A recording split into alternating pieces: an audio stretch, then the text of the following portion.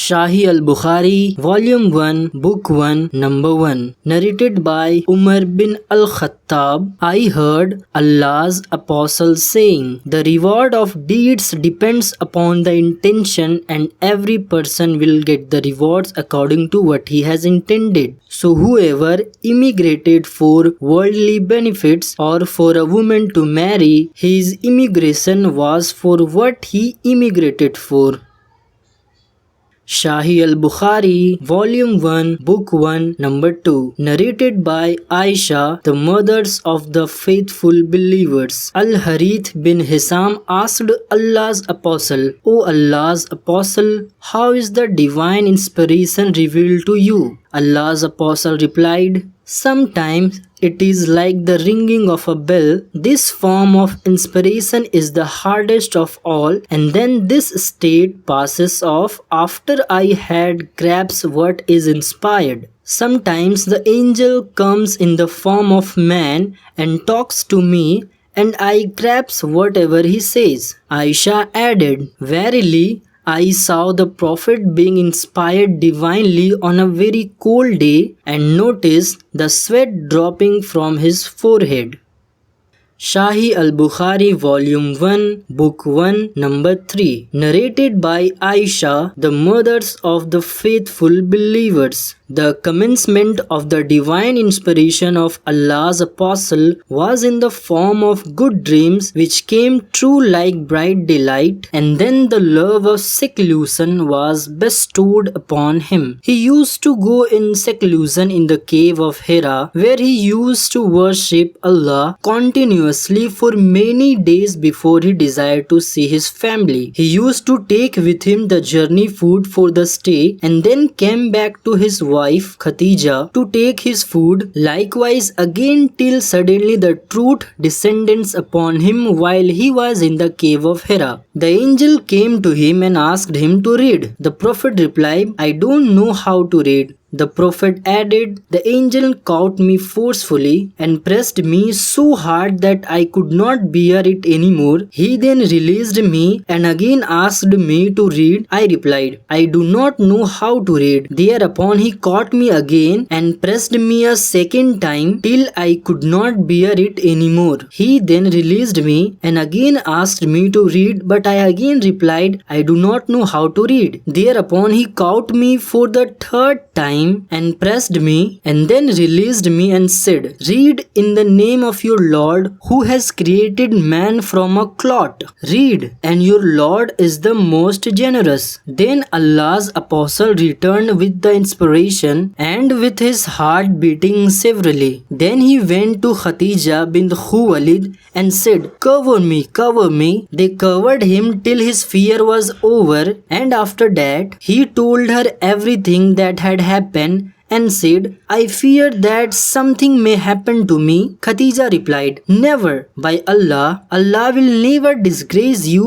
You keep good relation with your kith and kin, help the poor and the destitute, serve your guests generously, and assist the deserving calamity afflicted ones.' Khadija then accompanied him to her cousin Waraka bin Nawfal bin Asad bin Abdul Uzza, who during the pre-Islamic period became a Christian and used to write the writing with Hebrew letters. He would write from the gospel in Hebrew as much as Allah wished him to write. He was an old man and had lost his eyesight. Khadija said to Waraka, 'Listen to the story of your nephew, O my cousin.' Waraka asked, 'O my nephew, what have you seen?' Allah's Apostle described whatever he had seen. Waraka said, 'This is the same one who keeps the secret, whom Allah had sent to Moses. I wish I were young and could live up to the time when your people would turn you out.' Allah's Apostle asked, 'Will they drive me out?' Waraka replied in the affirmative and said, 'Anyone who came with something similar to what you have brought was treated with hostility, and if I should remain alive till the day when you will be turned out, and then I would support you strongly.' But after a few days, Waraka died and the divine inspiration was also paused for a while.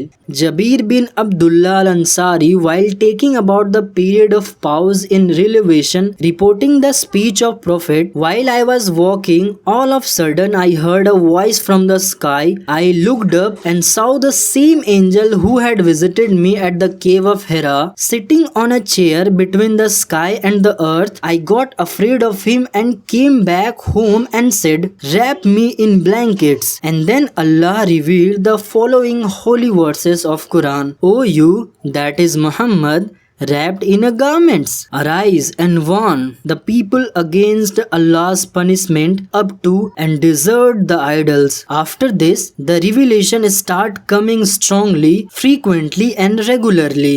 Sahih Bukhari, Volume 1, Book 1, Number 4. Narrated Said bin Zubair, Ibn Abbas, in the explanation of the statement of Allah, "Move not your tongue concerning the Quran to make haste therewith," said, Allah's Apostle used to bear the revelation with great trouble and used to move his lips quickly with the inspiration.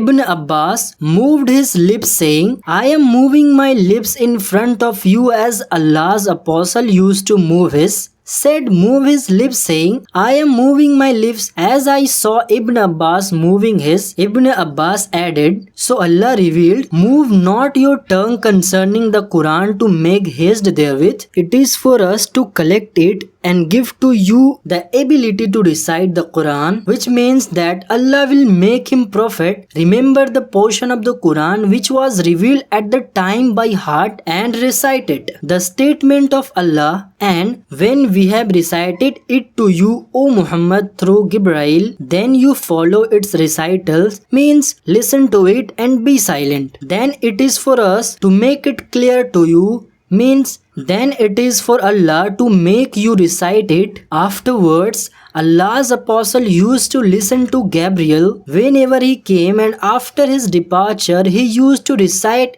it as Gabriel has recited it. Sahih al-Bukhari, Volume 1, Book 1, Number 5. Narrated Ibn Abbas, Allah's Apostle was the most generous of all the people, and he used to reach the peak in generosity in the month of Ramadan when Gabriel met him. Gabriel used to meet him every night of Ramadan to teach him the Quran. Allah's Apostle was the most generous person, even more generous than the strong uncontrollable wind.